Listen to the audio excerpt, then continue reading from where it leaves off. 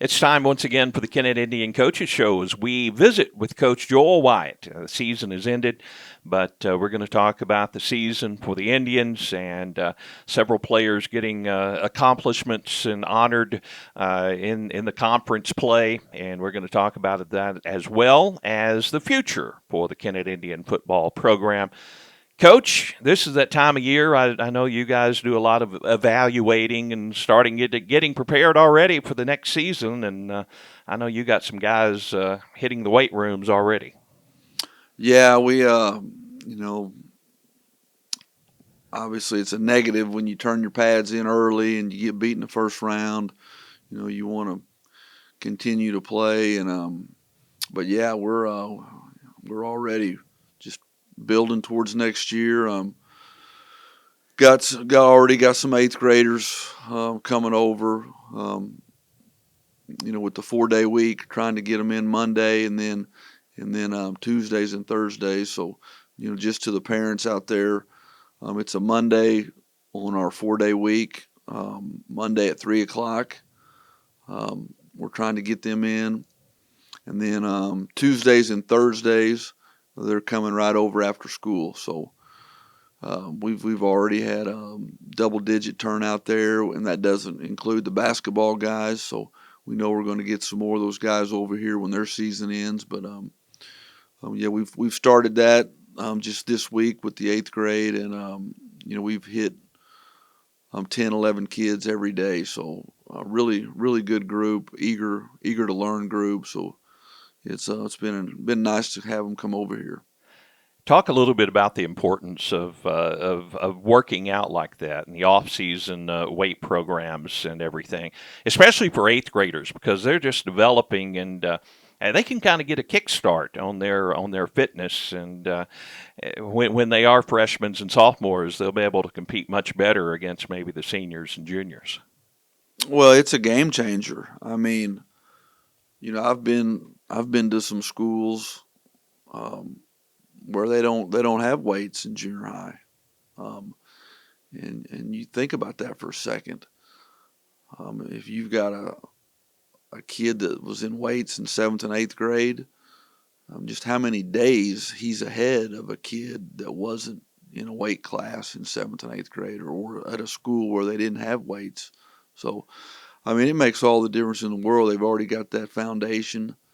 They at least know what some of the lifts are, and there's just that extra time to for maybe them to pack on some weight and some size and to get that confidence. And we're fortunate enough here at the middle school that we have a really nice weight room, and that they have a class over there with Coach McKeag that they can take every day. So to me, it's a game changer if it's used in the right way, and we're very fortunate that we get that.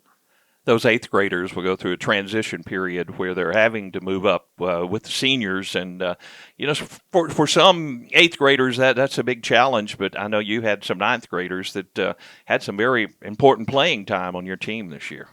Yeah, we did. Obviously, the two that come to mind, Jet Stokely was thrown into the fire, and at right tackle, and then Jack Boone thrown in there, started the last couple games at inside linebacker.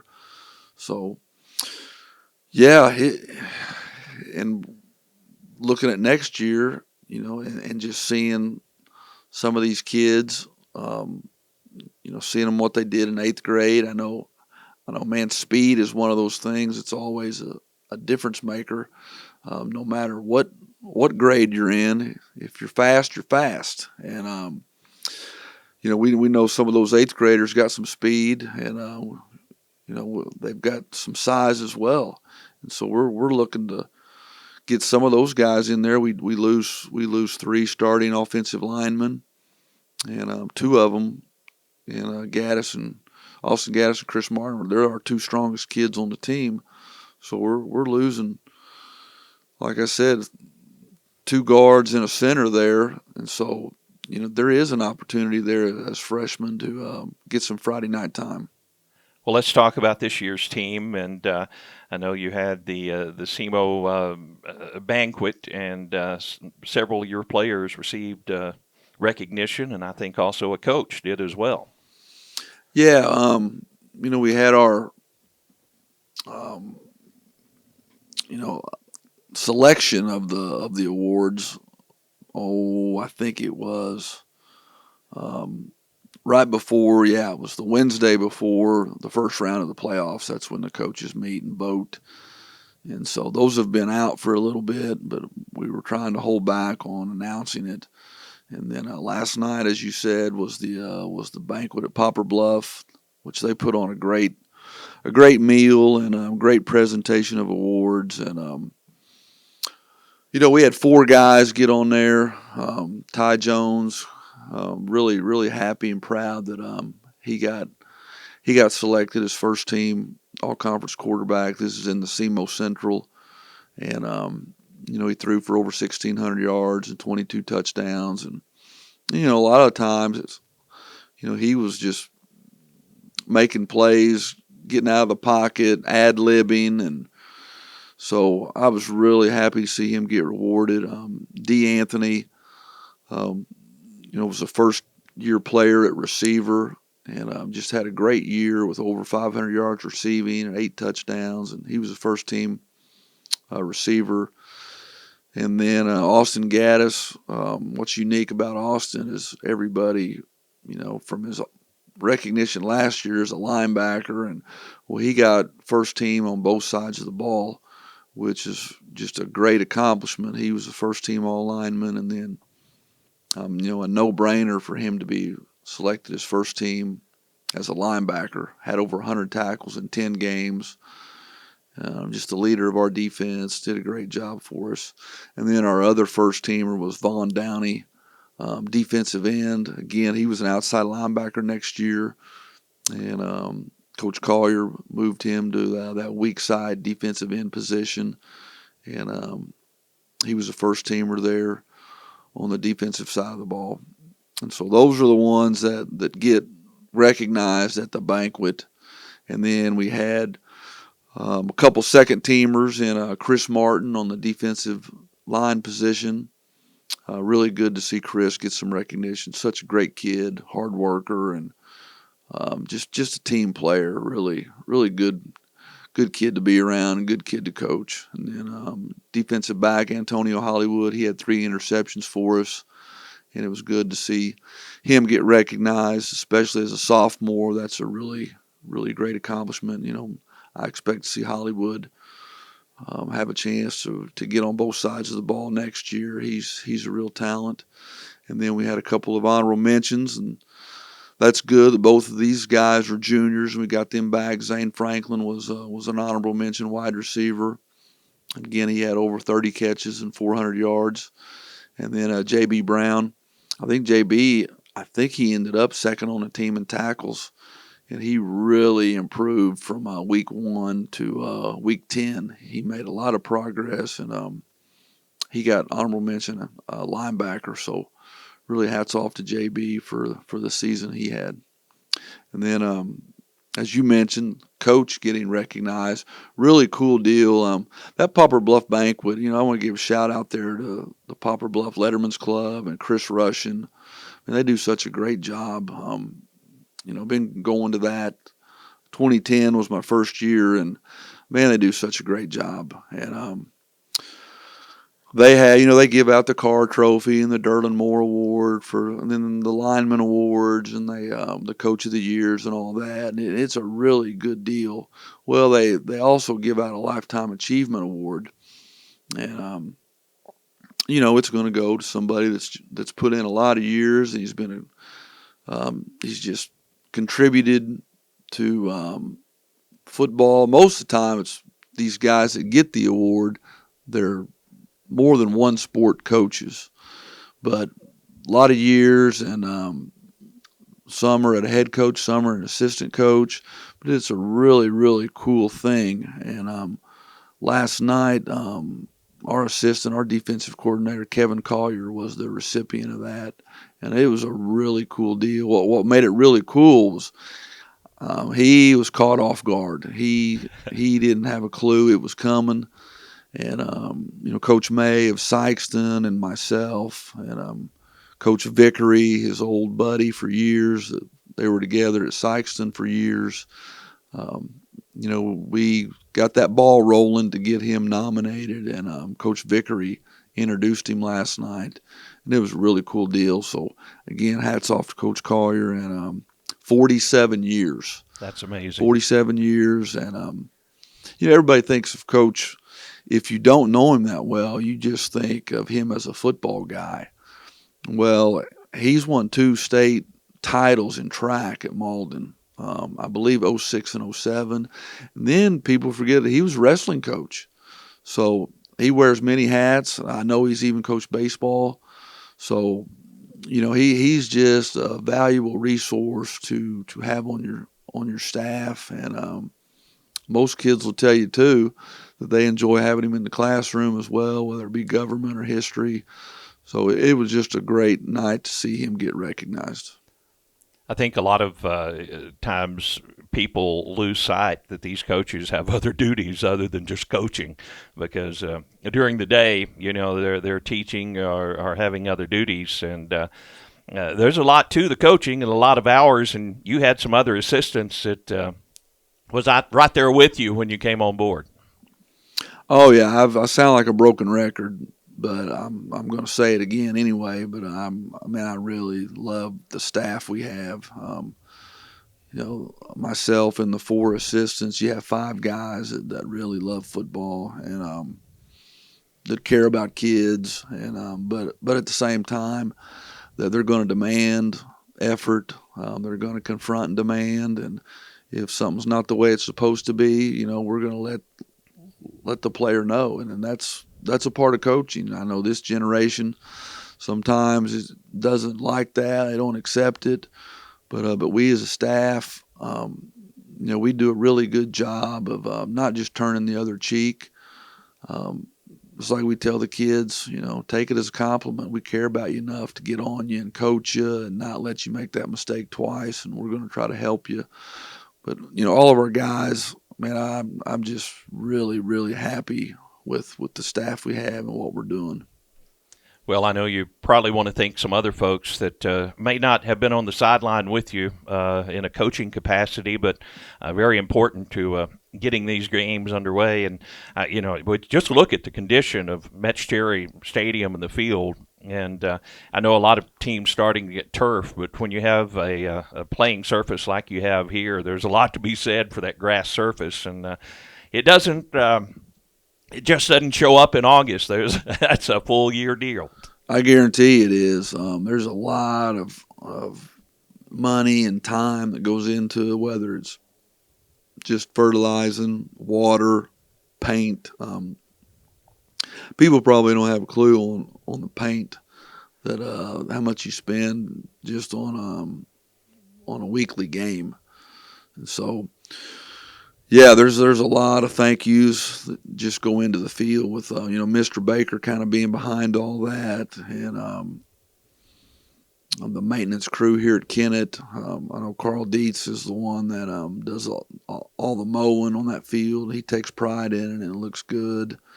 And then Shane Stewart and his crew, they come over either Wednesday or Thursday, sometimes Friday morning. And if there's a junior high game Thursday night, well, they'll come over Friday morning and get it going. So hats off to those guys, and Shane and his bunch. They do a great job of getting it ready. So really, really fortunate to have the support there as far as the maintenance and what they do to get that thing looking good. And then, you also had a lot of just Kennett Indian supporters that helped out the team with meals and Gatorade and things like that during the season. Oh, it was unreal. We from our Gatorade game, we still have another giant trash can full there in the field house. It was just incredible the amount we got. But going back to our pregame meals, that's something that has been a tradition, at least when I was here the first time, was First United Methodist Church and Katie Porterfield, just kind of taking control of that and running with it. And, they've just been awesome. And just can't say enough about Katie and Sharky and Sue Burns, and man, those ladies, they're just the best. They go out of their way to get things looking, not just tasting good, the food, but just having the setup, and they're just so friendly, and man, it's just a blessing to have those people. The people that fed us, I know I'm gonna leave some out. I don't have all the names in front of me, but I just off the top of my head, I know we had the Duncans, we had the Mark and Tracy Ellis, we had the Boones, we had Harris Pharmacy. Let's see, Porterfield and Amy Williams and their lasagna. I mean, the best around, their lasagna. And so, but it was all, behind the scenes, it was First United Methodist doing all the work there. And man, whoever gave, and I left you out, I apologize there. But then all the snacks we got this summer, whether it was popsicles, the Gatorade in the summertime before we had the Gatorade game, the donation of the water, just granola bars. I mean, cheese and crackers, just you name it, man. I just can't say enough about the support we had. And so, again, thank you to all those people. Well, Coach, I know you'd rather still be playing this weekend, but a lot of bright spots for the team and some bright spots down the road for this team and the future of Kennett Indian football. And we appreciate all you do and being on with us this year and visiting with us. And we look forward to next season. Well, Perry, I appreciate all you do. So many times that, you give out thank yous. Well, we need to give a thank you to you for all the work you put in. And my wife pointed this out. She said, "Man, have you seen those highlights they put together?" I said, "Man, those are like professional looking." And I said, "Yeah, I think that's Perry and his son putting those together." And she said, "Man, those are good." And so appreciate to you and Tad for getting those ready and going back and the replays, how fast it gets done. I mean, it's impressive, and just want to thank you for that and your support. And one thing I'd want to say to the parents again, thank you to them. I know, especially if your kid can't drive, I know that there's a lot of mornings we ask you to get your kid in there to the weight room or to football. And we appreciate that, and picking him up after a long practice at 6 o'clock or whatever. So we appreciate that. One thing I could say with some advice is, man, get your kid in the weight room. I mean, I know we have it at school, but stress it. 4-day week, so we're lifting on Mondays at 3 o'clock. Just kind of keep the same routine. Let's just go Monday at 3. So, man, if you're not sure there's weights, there is weights. Mondays at 3 o'clock. And, that's the one thing that can make or break your program. If you're not very good, well, it can get you to average. If you're average, it can get you to good. If you're good, it can get you to great. And I know it's not instant gratification. We live in that microwave society. We want it right now. But, man, you'll see the gains, you'll see the progress, and it's a difference maker on Friday night. It's a difference between getting shoved around or shoving somebody around and getting run over or running somebody over. So can't preach that enough about the weight room. And I would be remiss if I didn't mention our admin. I know I said this at the beginning of the year. I've said it on air, and I'm going to say it again. I can't say enough about Dr. Leaker and Mr. Baker, Mr. Pritchett, Mr. Billings, Coach McBroom. Man, all those guys have just been super. So I want to tip my hat to the admin and all they've done. Just our weight room, just the facilities, the maintenance, painting. I mean, the list goes on and on the things that we've got here. So appreciate all that, and just so the parents know, we will have a banquet, of course. Still trying to figure out a date because of because of basketball and wrestling. But we will, it might have to be on a Wednesday, and I know that's sometimes tricky. But we will obviously have a banquet to recognize this team and kind of the last hurrah for these seniors. So in case people are wondering out there, when's that going to be, we'll get that message out pretty soon. All right, Coach, we thank you for all you do and all the excitement that you brought to Kennett Indian football this season. We look forward to next year. All right, thanks, Barry. This has been the Kennett Indian Football Coaches Show with Kennett Indian head football coach Joel Wyatt.